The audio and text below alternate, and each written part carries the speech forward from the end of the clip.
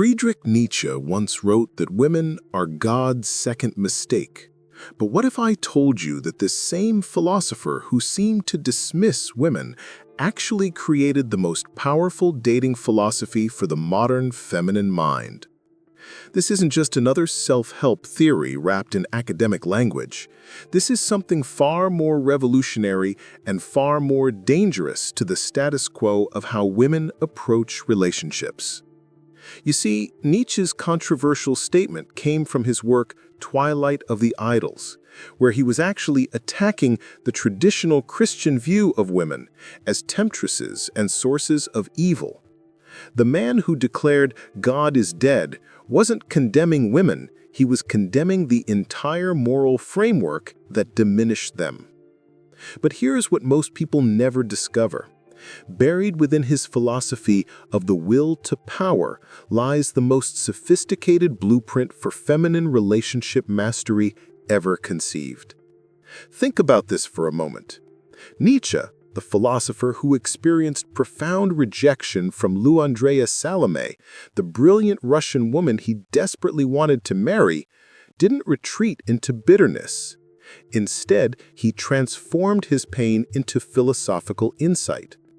After she chose his friend Paul Rie over him, Nietzsche could have written about the cruelty of women or the hopelessness of love.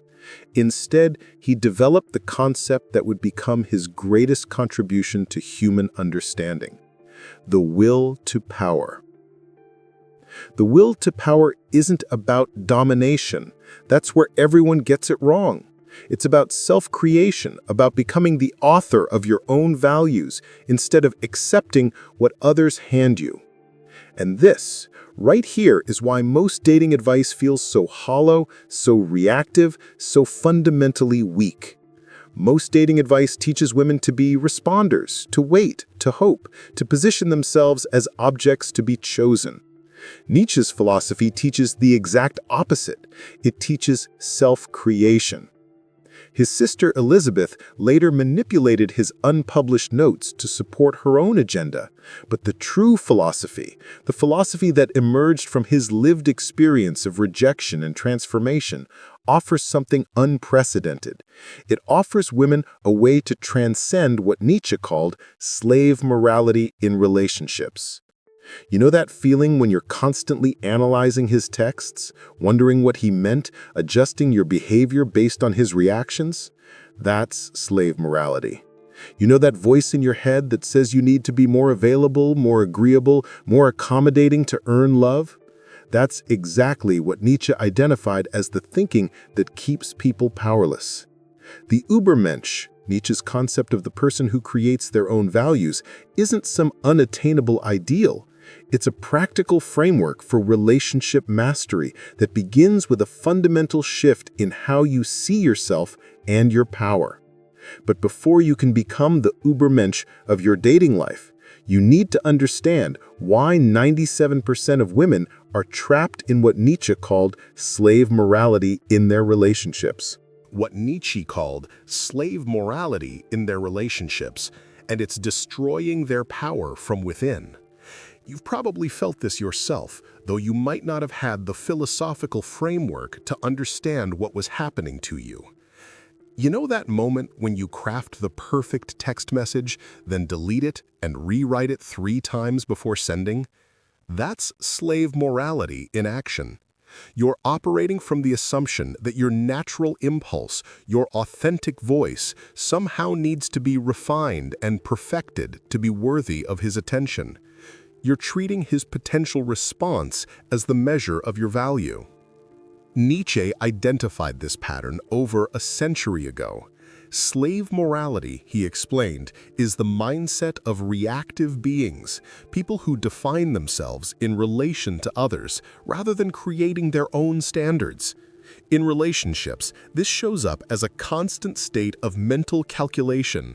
If I do this, will he think that? If I say this, will he pull away? If I don't respond quickly enough, will he lose interest? This isn't just overthinking. This is a fundamental philosophical error about where power resides. Every time you adjust your behavior based on predicting his reaction, you're operating from what Nietzsche called ressentiment, a deep, festering resentment that comes from giving others the power to determine your worth. Think about how this plays out in modern dating. You meet someone who seems perfect, and suddenly you find yourself becoming someone slightly different, more agreeable, less challenging. You start filtering your opinions, softening your edges, making yourself smaller in a dozen subtle ways.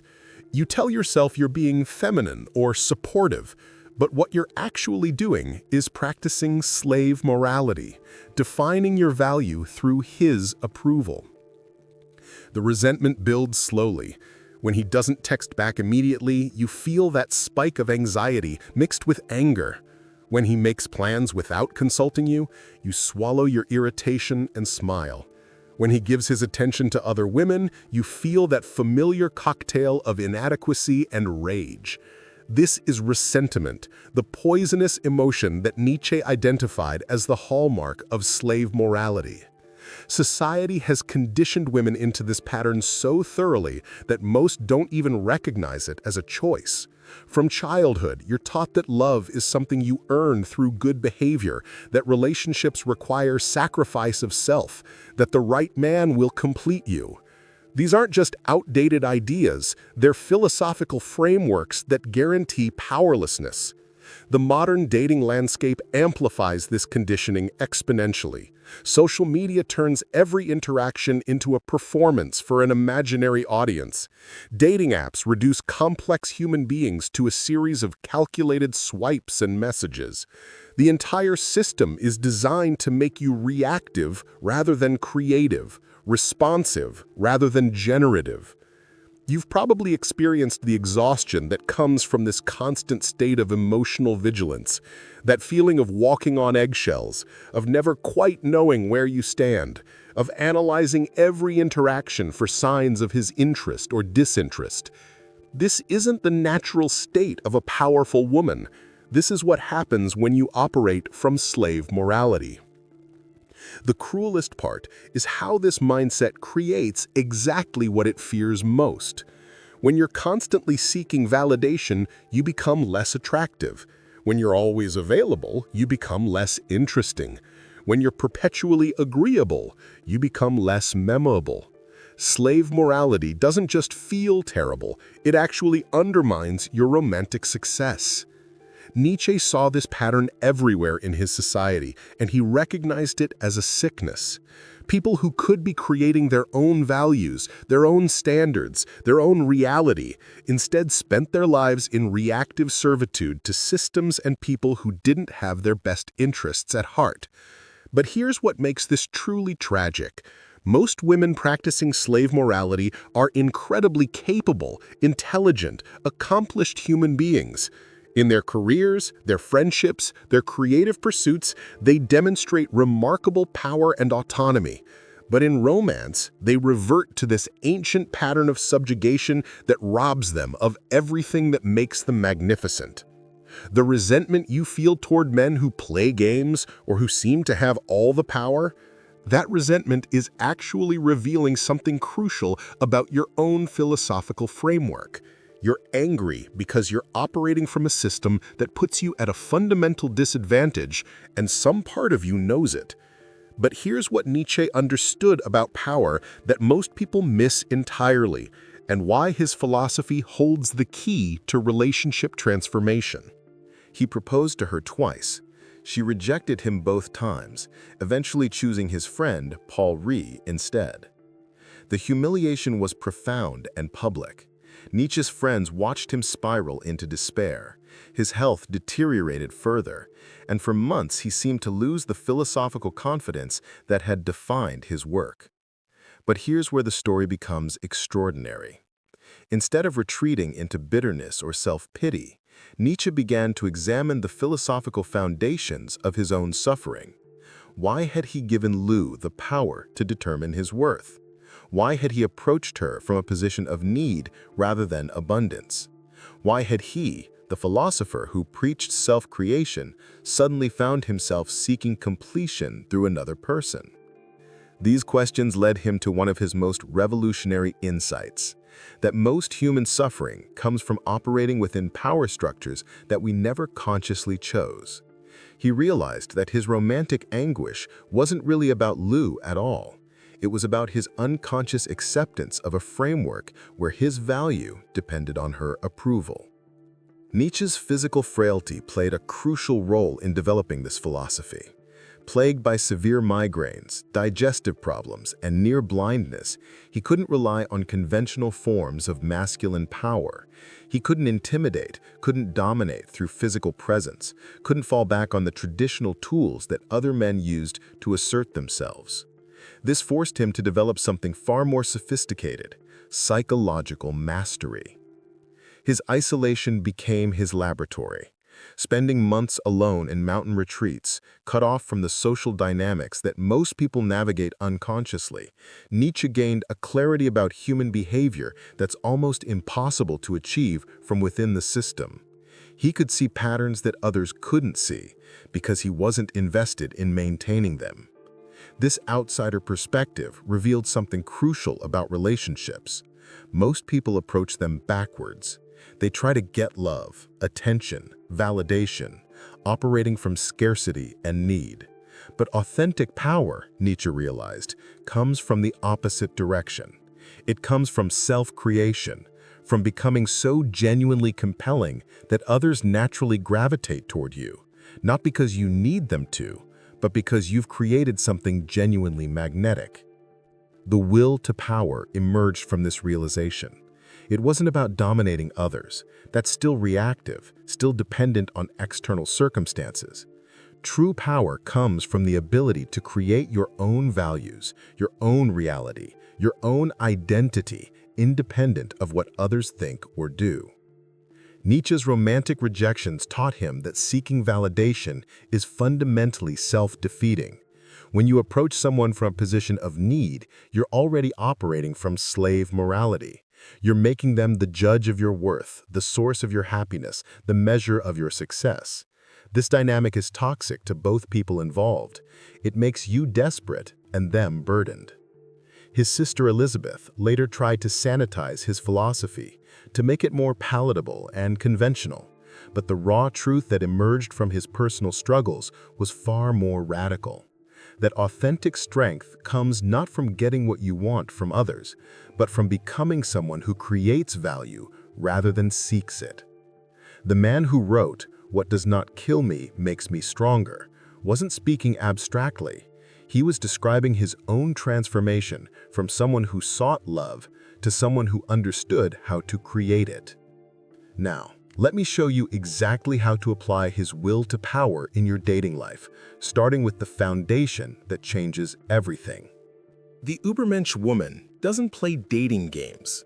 She creates her own rules, and others naturally follow. This isn't about manipulation or strategy in the conventional sense. This is about a fundamental philosophical transformation that makes you magnetic, not because you're trying to be, but because you've become someone genuinely worth being drawn to. The Übermensch dating method rests on 3 revolutionary pillars that Nietzsche discovered through his own romantic devastation. These aren't techniques you apply, they're ways of being that you embody. And once you truly understand them, you'll never approach relationships the same way again. The first pillar is value transvaluation. Most women enter relationships carrying values they never consciously chose. A good woman is always available. Love means putting his needs first. If he really cares, he'll text back immediately. These aren't your values, these are inherited scripts from a culture that benefits from keeping women reactive and powerless. Value transvaluation means examining every belief you hold about relationships and asking a crucial question. Does this value serve my authentic power, or does it diminish it? The Übermensch woman creates her own moral framework based on what actually produces flourishing, not what society insists she should believe. For example, instead of accepting that playing hard to get is manipulative, You might create the value that my time and attention are precious resources that I invest thoughtfully. Instead of believing that good women don't have standards, you might decide that having clear boundaries is an expression of self-respect that attracts respect from others. This isn't about becoming selfish, it's about becoming self-governing. When you create your own values consciously, you stop being a slave to cultural programming that was never designed to serve your highest good. The second pillar is self-creation over reaction. Slave morality is fundamentally reactive. He doesn't text, so you feel anxious. He mentions another woman, so you feel threatened. He pulls away, so you chase. You're constantly responding to his emotional weather instead of creating your own climate. The Übermensch woman operates from self-creation. She doesn't ask, how do I get him to choose me? She asks, who am I becoming, and does this person enhance that journey? She doesn't wonder, what does he think of me? She considers, what am I creating in this interaction? This shift is profound because it moves you from a position of scarcity to abundance. When you're focused on what you're creating rather than what you're getting, you naturally become more interesting, more confident, more magnetic. People are drawn to creators, not to those who are constantly seeking validation. Think about how this plays out practically. Instead of analyzing his response time to your messages, you focus on communicating authentically when you have something genuine to say. Instead of worrying about whether you seem too eager, you engage based on your own energy and interest. Instead of trying to figure out what he wants, you become clear about what you want and communicate that directly. The third pillar is the will to power as authentic strength. Nietzsche's concept of will to power is the most misunderstood element of his philosophy. It's not about dominating others, that's still reactive, still dependent on their responses. True will to power is the drive to become who you actually are, fully and unapologetically. In relationships, this means you stop trying to be chosen and start being someone worth choosing. You stop seeking completion through another person and start becoming complete in yourself. You stop hoping someone will see your value and start creating value that's impossible to ignore. The Übermensch woman embodies her will to power by becoming genuinely fascinating. She develops her mind, pursues her passions, creates beauty in her life, builds meaningful friendships, contributes to causes she cares about. She doesn't do these things to attract a man, she does them because they're expressions of her authentic power. The magnetic effect on others is a byproduct, not the goal. This is why the Übermensch approach is so much more effective than conventional dating strategies. When you're genuinely living your will to power, you don't need to pretend to be interesting. You actually are interesting. You don't need to act confident, you have genuine reasons for confidence.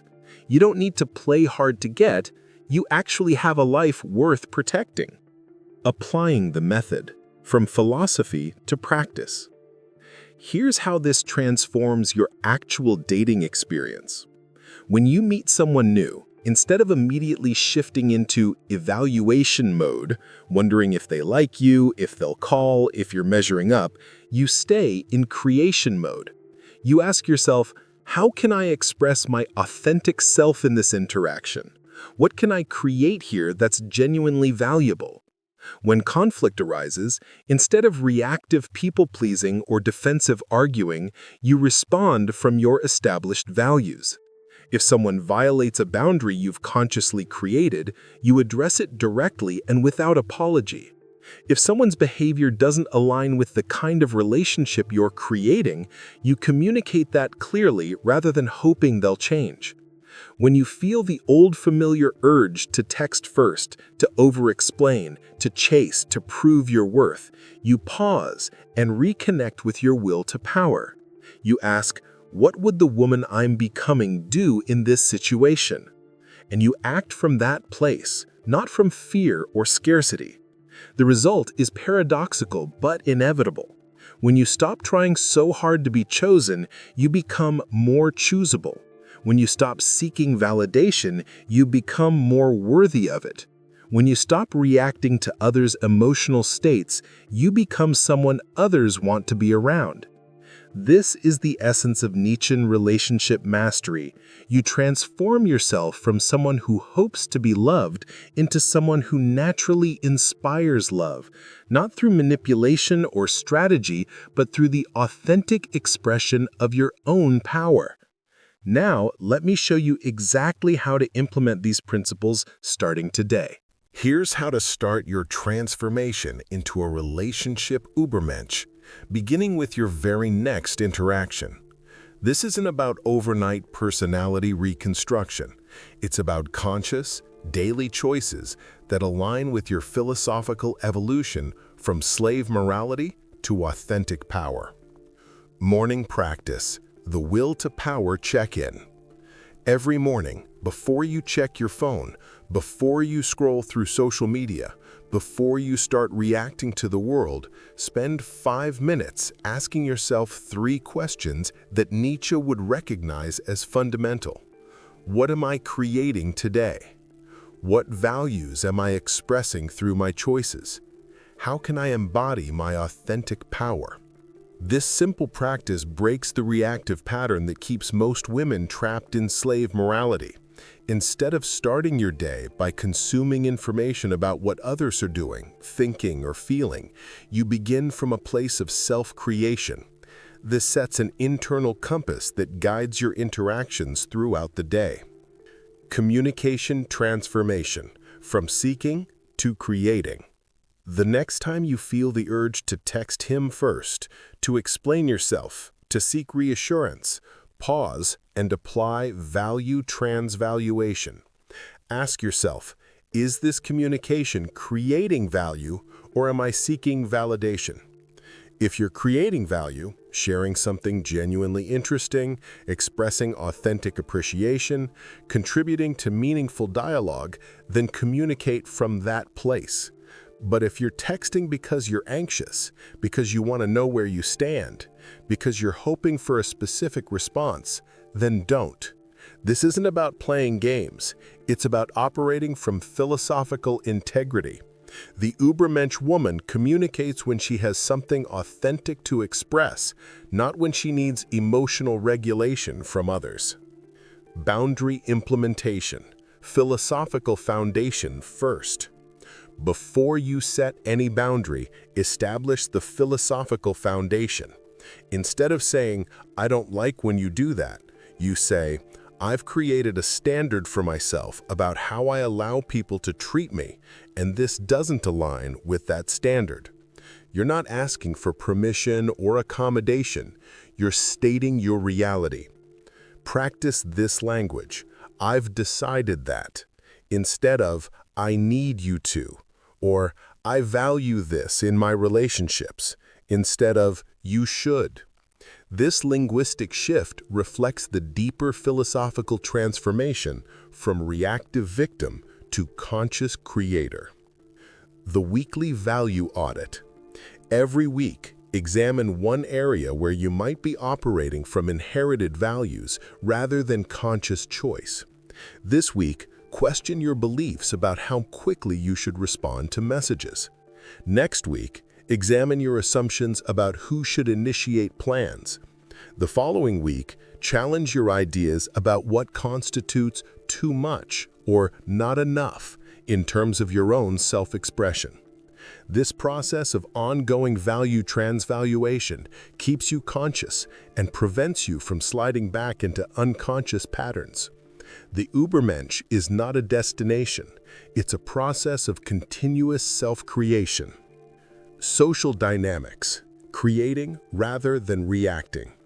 When you're with him, instead of monitoring his mood and adjusting your behavior accordingly, focus on what kind of interaction you want to create.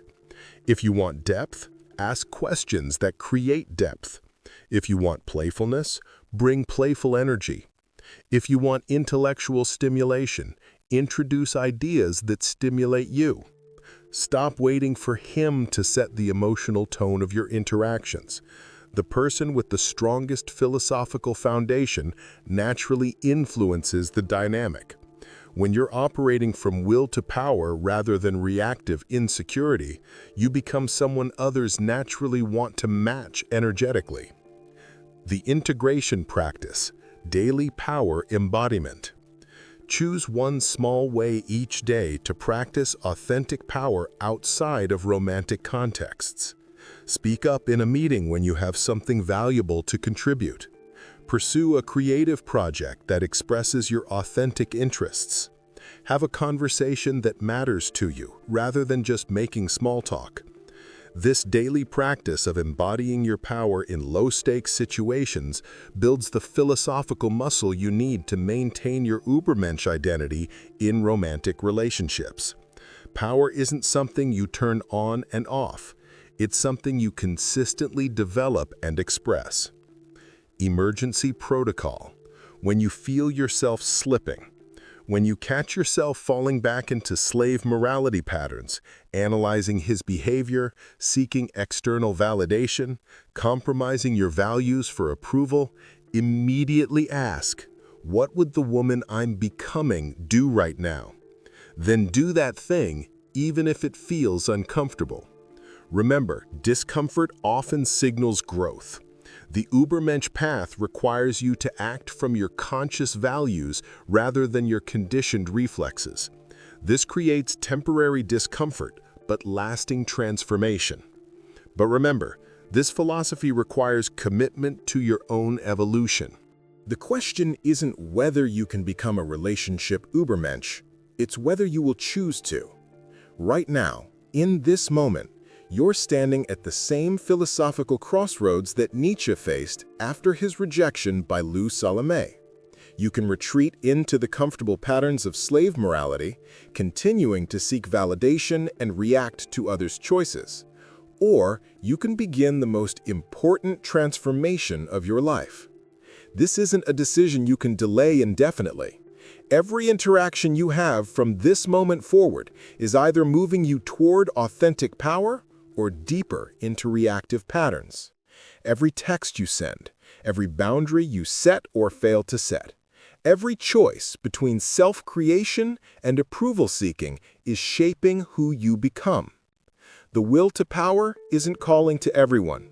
Most women will continue operating from inherited scripts, wondering why their relationships feel hollow and why they never feel truly chosen. But you're different. The fact that you've engaged with these ideas, that you recognize the philosophical depth behind relationship dynamics, puts you in the rare 3% of women who understand that love isn't something that happens to you, it's something you create through conscious evolution. Your relationship Übermensch journey starts with your next choice. Will you check your phone hoping through his message, or will you create something valuable in your own life? Will you analyze what he meant by that comment, or will you focus on expressing your authentic truth? Will you compromise your values for his approval, or will you embody the philosophical principles that make you genuinely magnetic? The women who mastered these principles don't just transform their romantic lives, they transform everything. They become the kind of people others naturally want to be around, learn from, and connect with on the deepest levels. The will to power is calling. Will you answer?